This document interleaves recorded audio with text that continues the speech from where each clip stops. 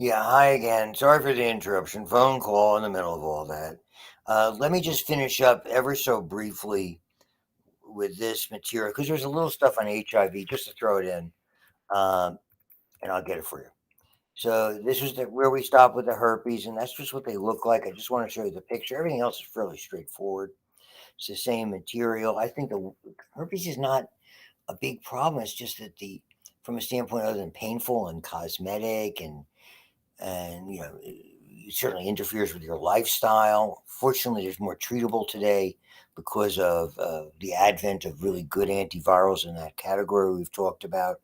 A lot of people are affected by it that are there. This is a troubling picture. That's what penile warts. It's that sort of like these little like almost like protruding type things like cauliflower like that, and I mean that, and those can block the passageway. We can see that in the female as well. So there can be some real significant problems that are with regard to it. So you can see all the areas.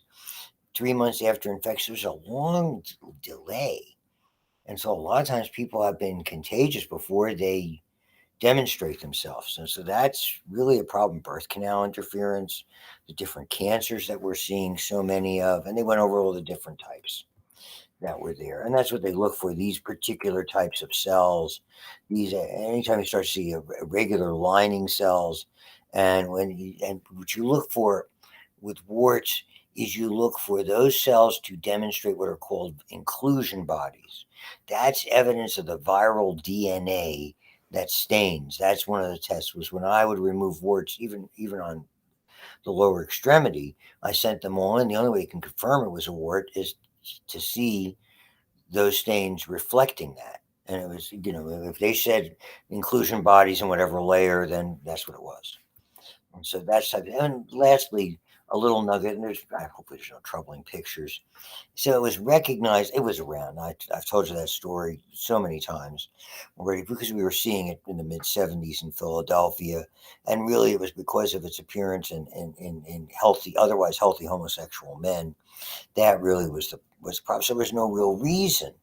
Okay. And as we began to see it, there was no apparent reason. And then finally, we began to see these opportunistic infections associated with people who were HIV positive once we identified it, and that because AIDS defining illnesses, and here they are. So there's so many. So candida infection, but we're not talking about vaginal yeast infection or thrush. These are deeper ones. Some of these deep fungal infections in the lung, different kinds of encephalopathy that were there. The very famous Kaposi sarcoma, TB certainly, and this was the original one, pneumocystic. It was carini was they changed the name, which they do occasionally with regards to now. It's and this is really a kind of a fungal and other different things that were there. So you can see now this whenever this was, let's say this was from 2018, 5 6 years ago. 35 million people have died of AIDS. Over 37 million live with it, and I suspect, and certainly in the sub-Saharan region, it really predominates. And though every so often you see articles, I saw one recently about someone who was quote unquote cured. That was someone who was HIV positive and is healthy and no longer test positive. But there's not enough evidence to suggest that it's either permanent and certainly not consistent. But are we getting there? Yeah, and you can see the numbers. Can look at the numbers are staggering in some of these people, where they can show you the ones who are affected and then the fatalities that are there. And without going into this, it's a comparatively mild, like a flu type of situation after the initial infection, you know, and then and then you end up with this latency. And at that point, when they measure the virions, the viral load in the bloodstream, which is a very important measure of how well the treatment is going, is called the set point. And it gives you an idea. So someone who's relatively healthy will have a low set point. Someone who's not may have a high set point. That means it's a lot easier to transition to AIDS. And so a lot, and it's not 100%. Sometimes healthy people get a fulminating or really, rapidly problematic type. And AIDS is the last stage, and it's characterized by the helper T cells, other than getting one of those diseases, but the absolute criteria is measuring the numbers of helper T cells when they fall before a particular level. Now you have AIDS. And so those are the CD4 lymphocytes. When they, during the latency period, and again, it's slow, typically 2 to 10 years. Once they get below that point, now you're at AIDS. So here's the transition point. Here's where we begin to see the changes. AIDS develops, as you can see. HIV RNA becomes much more in circulating, so now there's a much greater chance of infecting somebody where it's comparatively low in this stage, etc. That's there. We know it's HIV. We know it's a retrovirus. Typically, HIV-1 is the problem, even though there's other strains that are there, and this was again older information. As much as I can share with you without going into all the different ways, and there's a lot of encoded enzymes it carries. The very famous reverse transcriptase integrase, so it can go into the DNA, can copy it into the host cell, basically turning the cell into a factory. Protease, which is able to chop up what's called the polyprotein, which has the capsid proteins, the reverse transcriptase, the spike proteins on one giant strand, and that's where protease is necessary for them to be separated so they can assemble the virus. So these are all areas where antivirals are made. So it's a very complicated virus. It has that complicated transcription strategy. It has to go from RNA to DNA back to RNA. And so there's a lot of different steps that are there. So there's a lot of different proteins that have been identified. So there's a great deal that we do understand because of all the research. And it was a big drive to fund all this research because it was there wasn't a lot of interest in the pharmaceutical community and big pharma companies to treat, you'd rather find a new antibiotic or a new blood pressure medicine that people would buy as opposed to a limited population.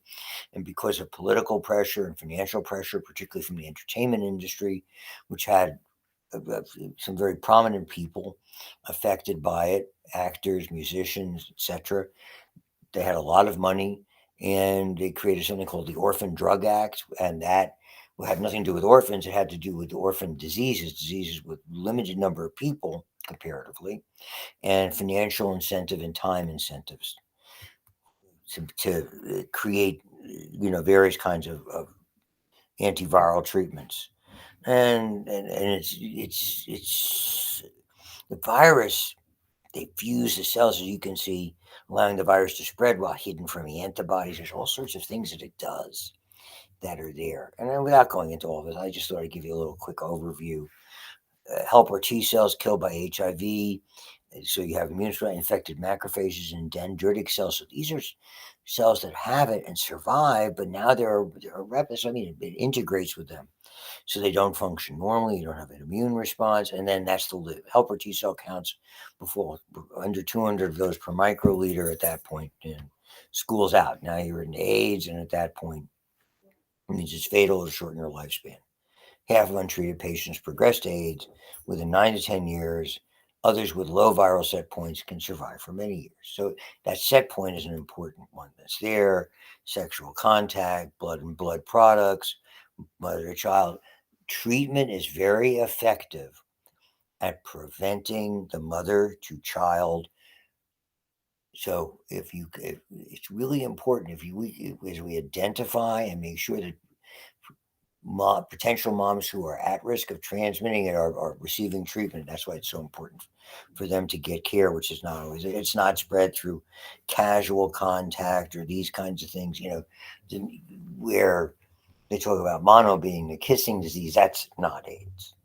Okay. You're going to have a direct contact of a significant nature with blood or body fluids that are there, needle sharing, obviously a lot of contacts, history of various other diseases that breach those barriers are all part of it. Okay, and then looking at all the number of AIDS deaths significantly has decreased, while the number of AIDS related deaths, as you can see, it's starting to go down versus how much treatment coverage we have. And then you can see where they this statistics this is 8 years ago, so you only can assume that it's improved.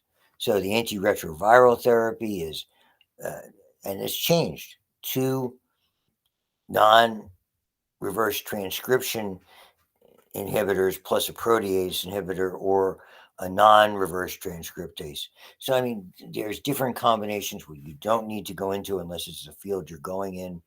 Now it's changed. I think there's rather than 3, there's usually 4. The usual preventions.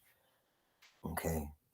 And so I would look for things that are more current with regard to that. Things are screened much better for donors now, starting in 1987. High level disinfectants, very effective. It's an enveloped virus. It's easy to deal with in that regard. And I think that that's basically it. I'm not going to get into the vaccine stuff. We did trichomonas. That's what it looks like. All right, everybody. We're going to start wound infections. I'll send a little note to everybody about that.